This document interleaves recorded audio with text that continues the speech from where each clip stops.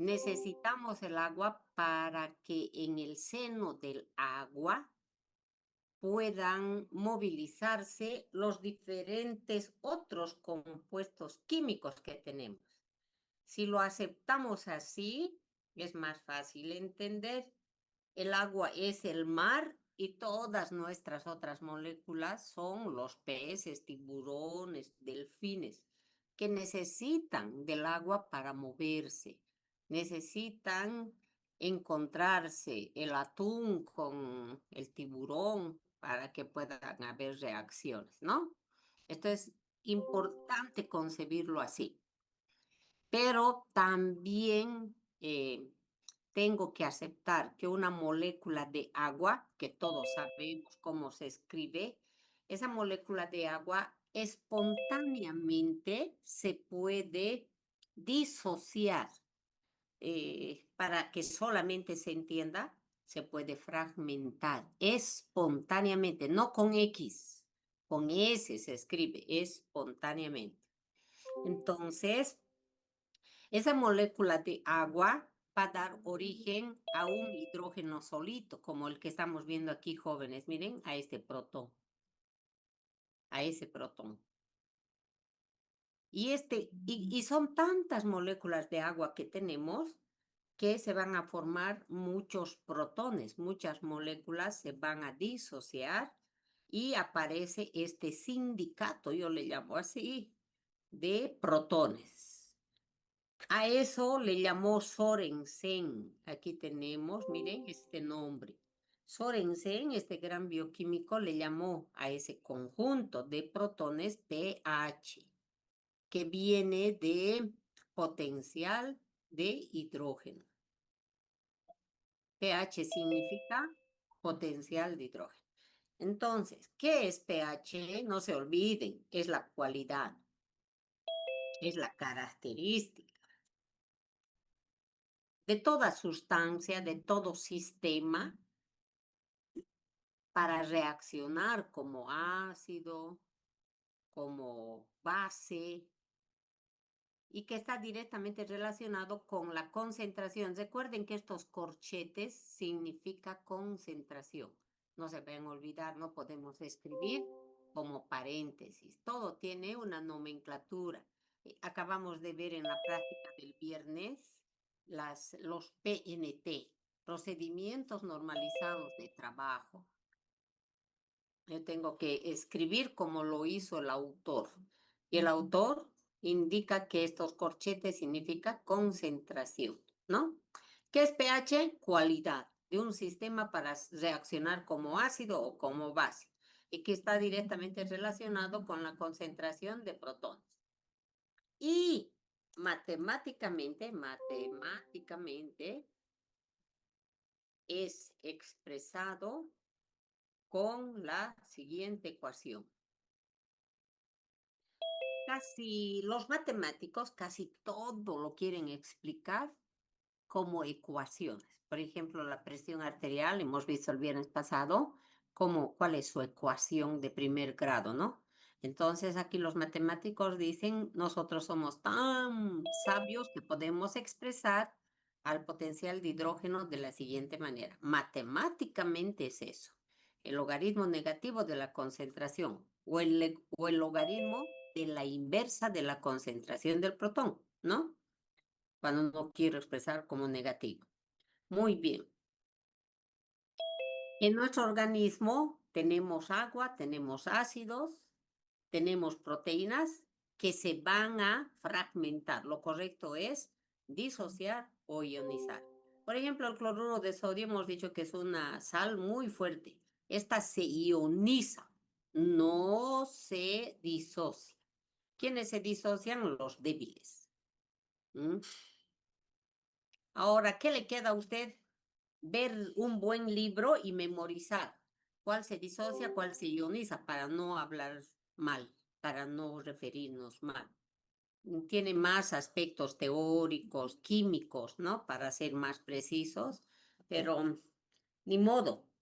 Algunas cosas dentro de un perfil profesional lo tenemos que aprender de memoria, ¿no? Bien. Ahora, recuerden que el agua se puede disociar en protón y en hidroxilo, en dos mitades. Por ello que aquí aparece un potencial y aquí otro potencial.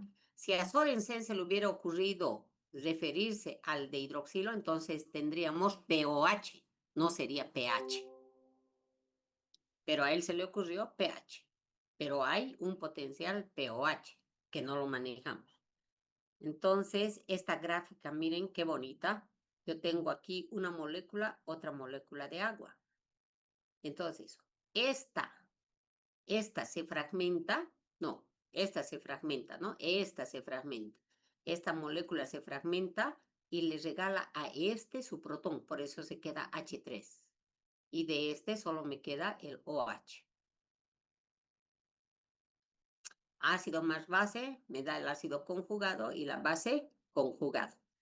Los grandes químicos indican que no es tan fácil como lo hemos planteado aquí arriba, que una molécula de agua me dé hidroxilo y me da protón. No, no, no. Lo correcto, según estos grandes, es esto, que cuando dos moléculas, una se desmocha, le regala y se forma el radical hidronio o hidroxonio. Hidronio o hidroxonio, que es mentira que sea solamente un protón. Entonces, así sí podemos conciliar dos moléculas de agua, me va a dar una de esta y una de aquella. Y sumado, dos hidroxilos, aquí está. 4 protones, 3 más 1, 4. Se pone estos coeficientes, se llega a igualar. ¿Cuánto de reactivo hay? Tiene que ser igual en los productos. Lo que hemos ido aprendiendo. Lo que hemos ido aprendiendo. En nuestro cuerpo todo tiene que tender a la igualdad. ¿Sí? Aquí tiene que haber 4 protones, 4 protones. Esto se llama estequiometría. La estequiometría es la ciencia o la especialidad de la química que se encarga de igualar eléctricamente y atómicamente una ecuación química. Ustedes y yo también hemos aprendido en colegio que hay diferentes métodos para igualar atómica y electrónicamente y eléctricamente las ecuaciones. ¿Se acuerdan, no? Por el método de óxido-reducción, el método del ion-electrón, ¿no? Ya, ni modo, tal vez no necesite ya mucho usted eso, pero es importante recordar que en química y en nuestro cuerpo todo tiene que tender a la igualdad. Muy bien. Estos de aquí, las dos moléculas de agua son los reactivos y estos son los productos.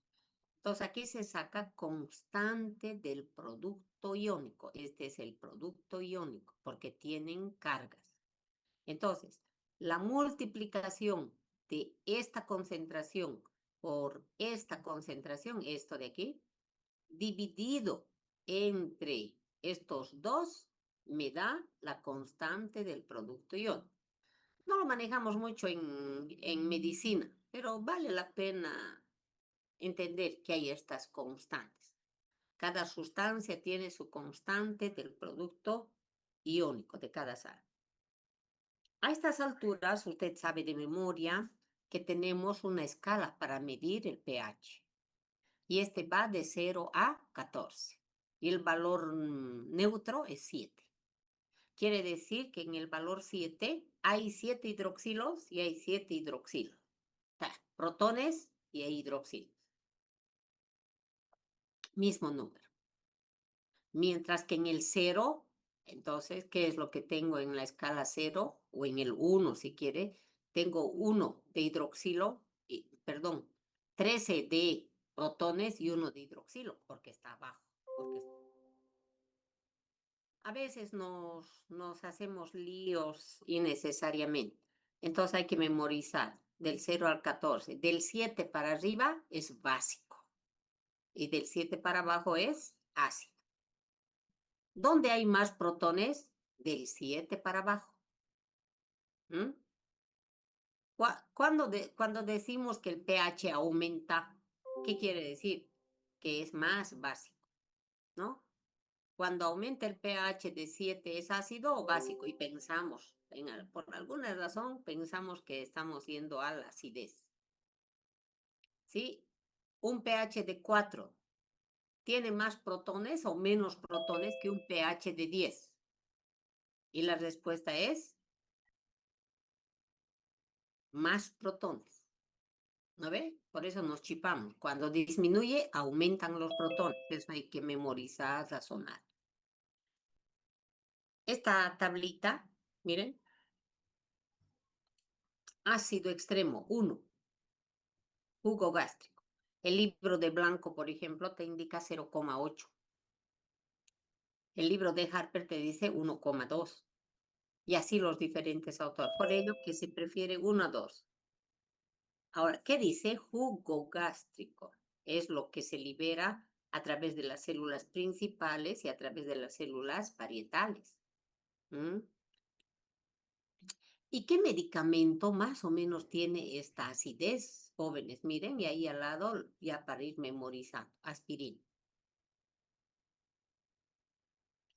Y hay que además relacionar esto. Lo que es ácido se absorbe, es decir, pasa a la sangre en este pH. En el estómago, por la mucosa gástrica, se puede absorber aspirina. Y los de pH básico en el intestino. Esto hay que memorizar. Ácido extremo, el fuerte ya será 2 a 3. Ahí está el jugo de limón. 2 a 3. ¿Qué otro medicamento tiene más o menos ese pH? Furosemida. Creo que ayer hablábamos de eso. Del señor, ¿se acuerdan? Que le hacían tomar sus hijos cada 8 horas. El anterior sábado creo que les hablé de ese caso. La furosemida es de pH ácido.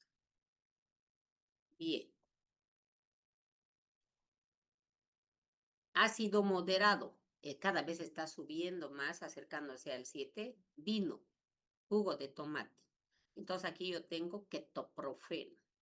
Estos son analgésicos, tal como dice aquí, antiinflamatorios no esteroideos. ¿Sí? Esa N quiere decir no esteroideo.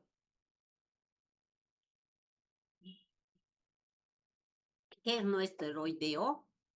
Que no tiene en su estructura química el ciclo pentano perhidrofenantrino. No tiene. Pero los AIES tienen. ¿Mm? Bien. Ácido débil porque ya está cerca al 7. Leche, saliva. Por eso que cuando le ves a su novia o a su novio, no sale con lesiones, ¿no? Porque no es tan ácido, ¿no? Sino cada beso lesionado saldría. Nuestra saliva cerca al neutro. Y aquí tenemos estos medicamentos. Fenitoína, su acción bioquímica, y warfarina, anticoagulante. Anticoagulante. Fíjense, jóvenes, que no dice anticu, dice antico. Hay que memorizar, hay que pronunciar. Es doloroso escucharles. Ay, su anticoagulante, ya le di. Anticucho será. Antico, ¿no? Muy bien. Si en el examen me pone anticu, ya está mal, ¿no? Neutro, 7. Nuestra sangre y el agua destilada. El agua destilada que usamos mucho para la administración de medicamentos por vía endovenosa, entonces agua destilada, bidestilada, tridestilada.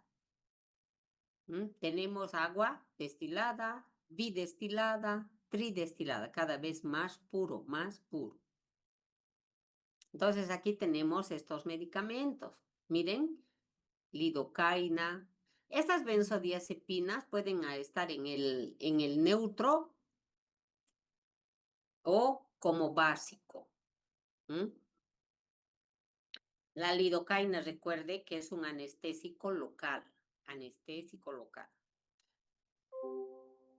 Y en su libro de patología ya ha leído usted la acción de los anestésicos. Para darle una mirada a su libro para ver. en su capítulo 3, si no me equivoco está, ¿no? Le habla de la procaína, le habla de la lidocaína. Básico débil, 8 a 9. Aquí está el bicarbonato, el famoso bico que consumen los que bolean. Ahora, ¿qué alcaloides están aquí? Morfina, para los dolores del cáncer terminal.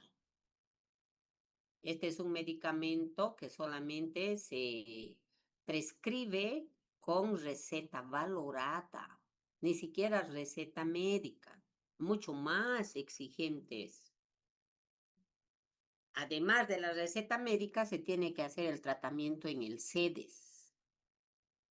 El que va a prescribir en la receta tiene que dar una orden para que en CEDES autorice la venta de esta morfina. La atropina, hay que recordar. La atropina es un medicamento muy empleado como antagonista de aquellos tóxicos anticolinesteráceos. Sirve para elevar la frecuencia cardíaca. Y la codeína, estoy en clase, hijito. Sí. No, no, no, ¿sabes qué? Tráemelo un poco de pan. Chao. Exacto. Unos 10. Chao. Chao. Ay, a mí me encanta el pan, pero claro, me traen integral. ¿Qué vamos a hacer? Ya. Esta tropina sirve para aumentar la frecuencia cardíaca, ¿sí? Ah, sus derivados se utilizan para el estudio del fondo de ojo. Creo que hablé con ustedes el viernes en la práctica con algún grupo. Esta codeína para el famoso jarabe. ¿Por qué? Porque inhibe el centro nervioso de la tos, que como ustedes saben se encuentra en el bulbo raquídeo. ¿No es cierto? La codeína. Todos estos los alcaloides, fíjense que el alcaloide es básico o ácido. Y a veces la gente se traba. Es pues álcali. Mire, aquí dice alcalí. Ya está. Ese es el mnemotec. No, no olvidarse nunca más. Es alcalino o básico. No hay más. La cocaína, todo lo que termina en ina. Bueno, no todo, la mayoría del que termina en ina, ¿no ve? Como, por ejemplo, aunque la marihuana no termina en ina, por eso digo no todos, pero la mayoría que termina en ina son alcaloides. Ahora, sigue subiendo, ya tengo 10, los jabones líquidos, los limpiadores, la lavavajilla y estos medicamentos. Amitriptilina, estos son antidepresivos. Haloperidol, también psicotrópicos, psicoactivos. Miren, 13, la lavandina, nos trae mucho problema. Nos provoca muchas dermatitis de contacto. Tenemos muchos pacientes. Lavé, claro, no sabía lavar y lavó lavandina y tiene problema. Pero otros inestables emocionales terminan con su novia y se toman lavandina. O los niños. Tenemos muchos pacientes de esto. ¿Qué medicamento tiene así un pH fuerte? El propanolol, atenolol, timolol, carvedilol. Todo ello van a aprender al año. Son beta bloqueantes, adrenérgicos, claro, ¿no? Y 14, el hidróxido de sodio. Este también nos trae muchos problemas en la consulta, en la parte clínica. En forma accidental o en forma deliberada, la gente toma el hidróxido de sodio en solución acuosa. A eso se le conoce con el nombre de soda cáustica. Hay algo que quiero indicar. Miren, el vinagre, el vino tinto, el jugo de tomate, las conservas, los alimentos, fíjense, café negro, tienen pH ácido. ¿Por qué? Recuerde que la leche, mire, esta leche tiene pH ácido. Claro, no es 7, un poquito menos, pero la leche tiene muchísimos nutrientes. Entonces sería un medio de cultivo fabuloso para las bacterias. Tuvieran ahí de todo. Lo mismo que este jugo de tomate, los alimentos en conservas. Todo esto fuera un medio de cultivo fabuloso, pero se les añade conservantes para que le confiera este pH ácido, porque sabemos a través de la bioquímica bacteriana que el pH ácido desnaturaliza a las proteínas bacterianas. En resumen, las bacterias no van a poder tener bebés, no van a poder proliferar. Es esta la razón por la que nuestros alimentos son o tienen pH ácido. El ejemplo claro está aquí, el vinagre. Nuestros escabeches, escabeche de patitas y todo lo demás, escabeche de verduras, son conservados de esa manera, ¿ya? Los medicamentos también, la mayoría de los medicamentos, jarabes, inyectables, van a estar cerca al 7 o poquito menos que el 7 para que ninguna bacteria pueda ni por asomo quedarse allá.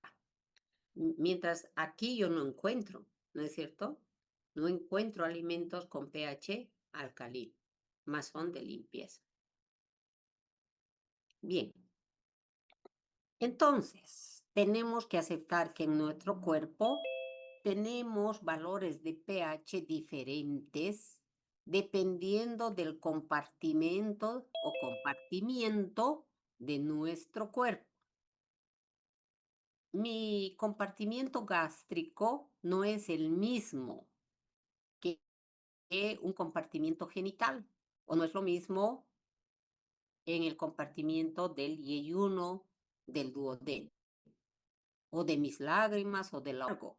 Por diversas razones, ese pH puede experimentar cambios con la alimentación, con los medicamentos, con el estrés, con mi actividad física, con mi hipoxia. Estoy sujeta a cambios de mi pH. Y Dios, no me pregunten otra cosa, Dios se ideó esto, los sistemas amortiguadores. Buffer, aquí están los sinónimos, miren. Amortiguadores, buffer, tampones, son lo mismo, sinónimos. Entonces, todos nosotros tenemos sistemas buffer, buffer o tampones que evitan, que reducen los cambios bruscos de pH. Y entonces estos sistemas, cuando está la cosa muy ácida, saca su manito, saca parte de su estructura alcalina para neutralizar. Que si la sangre está muy básica, entonces saca su otro extremo, su otra manito para dar lo ácido. Esto por favor hay que entenderlo así. Gracias a ello, nuestro pH es de 7.35 a 7.45. Oscilamos, pero no podemos bajarnos más. Cuando está en 7.34 trabajan los sistemas buffer. Muy bien. En nuestro cuerpo estos son los sistemas jóvenes más importantes. Ácido carbónico, que se formó, que tuvo su origen en el dióxido de carbono. ¿Sí? Los diferentes ciclos bioquímicos originan dióxido de carbono. Y ese dióxido de carbono, la mayoría se va a combinar con protones. Recuerde que en nuestro cuerpo tenemos sindicato de protones, tenemos potencial de hidrógeno, tenemos protones amontonados por aquí, otros tomando un café por allá. Y entonces, en cuanto ven al dióxido de carbono, por la anhidrocarbonasa, entonces, o carbónico anhidrasa, por esa enzima, van a unirlos y formar el ácido carbónico. Y entonces el ácido carbónico puede perder un protón y me da el bicarbonato. Y este ácido carbónico, entonces, como ya saben ustedes, es así. Esto, ¿no ve? Así, así, así y así. Ese es el ácido carbónico. Pierde un protón y se convierte en bicarbonato. Es decir, que cuando nuestra sangre está muy alcalina, el bicarbonato regala un protón y la sangre se hace más ácida. Las proteínas son nuestros amortiguadores principales. Por eso se indica que estos están relacionados con el control del pH. Las proteínas, recuerden, que tienen un grupo amino y un grupo ácido. Entonces ya sabemos que tienen todo lo que es amino, jóvenes, tiene nitrógeno. Casi todo lo que tiene nitrógeno es pH alcalino. Los alcaloides que veíamos aquí, jóvenes, los alcaloides que veíamos aquí arriba, aquí. ¿Qué pH tienen? Alcalino o básico. ¿Por qué? Porque tienen nitrógeno. Esa es la clave. Entonces a partir de este momento hay que empezar a acostumbrar medicamento que tenga nitrógeno, compuesto que tenga nitrógeno, hay que sospechar que va a tener pH alcalino. Esto es importante para el análisis y para el tratamiento de los intoxicados. Me interesa saber de sobremanera si mi paciente está intoxicado con un agente alcalino o con un agente ácido. Desde mi punto de vista, jóvenes, cuesta mucho eh, trabajar a ese nivel con muchos médicos, no con todos, con muchos médicos porque eso de la composición no se logra entender bien. No sucede eso con ustedes, que durante todo este año les voy a ir introduciendo esos detalles químicos. ¿De acuerdo? Muy bien. Tenemos la hemoglobina. La hemoglobina es una proteína. Por ello es un sistema amortiguador. Pero esta va a ser cuando esté oxigenada o no oxigenada. Entonces, los sistemas Buffer mantienen constante el pH. Bien, ahora hablemos de nuestras células. Dentro de nuestras células, fíjense, tenemos un tipo de buffers. Sobre todo, por excelencia, las proteínas. Recuerden que en el espacio intracelular tenemos en mayor concentración el potasio, ¿no es cierto? Tenemos las proteínas. Eso ya lo han leído en contracción de musculatura lisa. Por el volumen de la molécula, es difícil que atraviese la membrana celular. Por ello que tenemos más adentro. Toda la vida yo les digo, se queda adentro, no sale de las células, porque cuestan muy caras.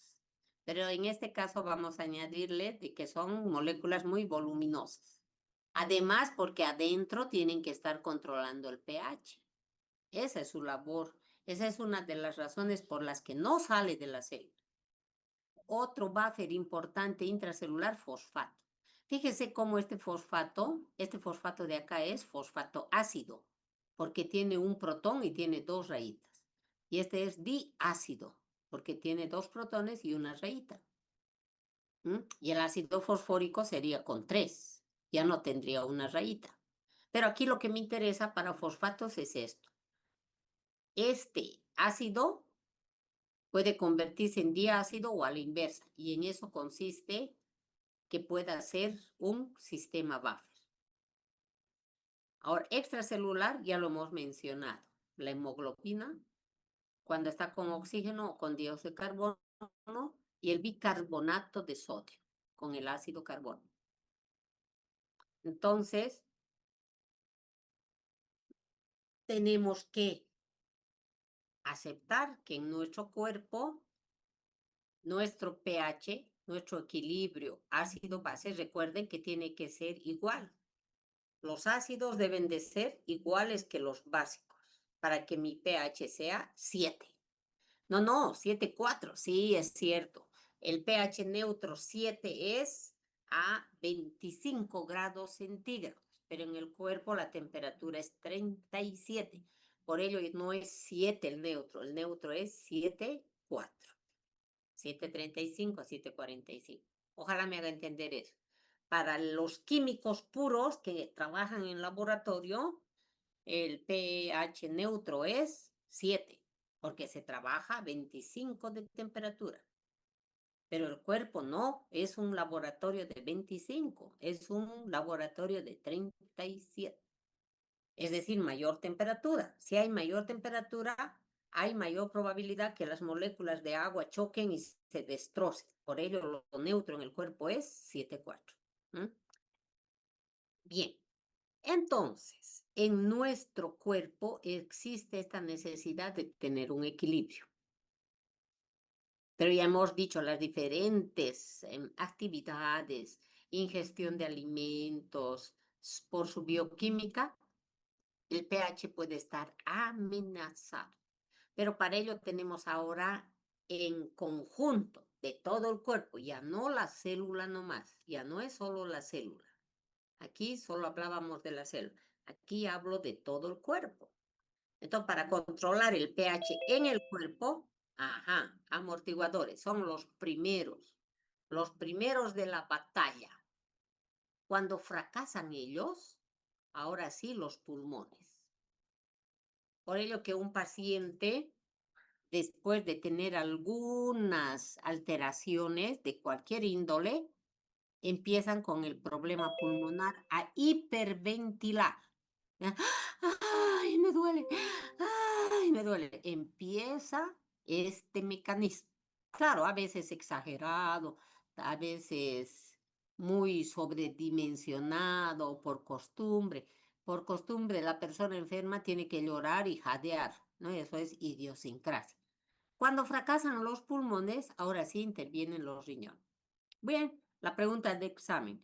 A nivel del cuerpo, ¿cuáles son los mecanismos para controlar el pH? Estos tres.